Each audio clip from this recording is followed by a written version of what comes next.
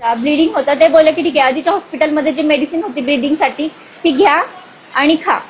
मग तीच पूर्ण 10 लाख रुपये भरा मगच उपचार करू असं ते म्हणतात. हा, पूर्ण 10 लाख रुपये भरायचे, डिपॉझिट करायची, त्याच्याशिवाय पेपरच नाही करणार. तिथल्या सगळ्या स्टाफला पण त्यांनी ते सांगितलेलं. आम्ही 3 लाख रुपये घेऊन खाली बिलिंग डिपार्टमेंटला गेलेलो.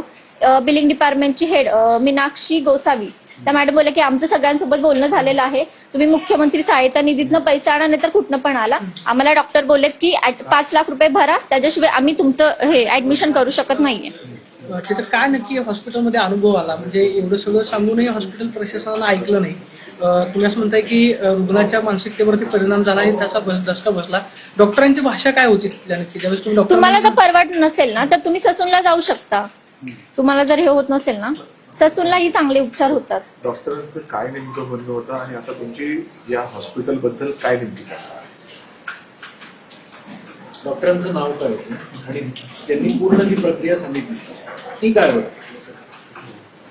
डॉक्टरांचं नाव सुश्रुत घैसास आणि त्यांनी सांगितलेलं जोपर्यंत हे रिलेटिव्ह 10 लाख रुपये भरत नाही तोपर्यंत त्यांचं ऍडमिशन करायचं नाही.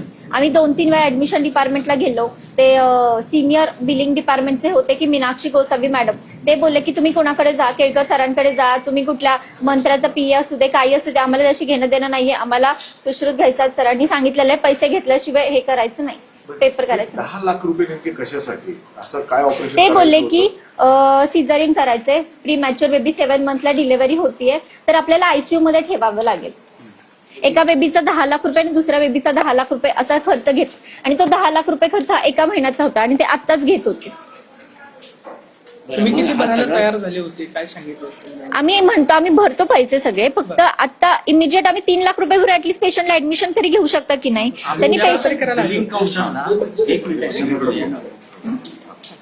आम्ही 3 लाख रुपये भरून ऍटलीस्ट तुम्ही पेशंटला इलाज तरी करा ना. पेशंटची मानसिकता पण तशी व्हायला लागली होती ना, मला कोण बघत नाहीये. पैशाच्या अरेंजमेंटसाठी ते ट्रस्ट हॉस्पिटल आहे ना की ते प्रायव्हेट हॉस्पिटल आहे.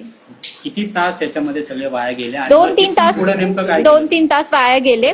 मग तिथून पुढे आम्ही सूर्या हॉस्पिटलला गेलो. म्हणजे हा म्हणजे जो काही दुर्दैवी घटना घडली त्याला जबाबदार तुम्ही कोणाला? हॉस्पिटल दीनानाथ मंगेशकर हॉस्पिटल आणि डॉक्टर घैसास, सुश्रुत घैसास सर आणि बिलिंग डिपार्टमेंटच्या मॅडम त्या बोलल्या की आम्हाला सर सांगितल्याशिवाय आम्ही ऍडमिशनच नाही करणार तुमचं. ते एकमेकांना कंटिन्यू फोन करत होते आणि ते म्हणले पण भाऊला तुम्ही मला का प्रेशराईज करताय, मी हे करून नाही तर मी केस सोडेल, तुम्ही पैसे भरलेच पाहिजे तुम्हाला, असेही फोनवर बोलले. तुम्ही किती वाजता हॉस्पिटलमध्ये गेलेले होते आणि या सगळ्या प्रक्रियेमध्ये किती वाजलं तुम्हाला, म्हणजे तुमचा पेशंट दीनानाथ मधून दुसऱ्या रुग्णालयामध्ये नेण्यासाठी साधारणतः किती तासांचा वेळ गेला असेल? एक 2-3 तासांचा तरी वेळ गेला असेल. तुम्हाला जर हवे असेल तर ते सगळे फुटेज वगैरे सगळे ते हॉस्पिटलमध्ये अवेलेबल पण असतील.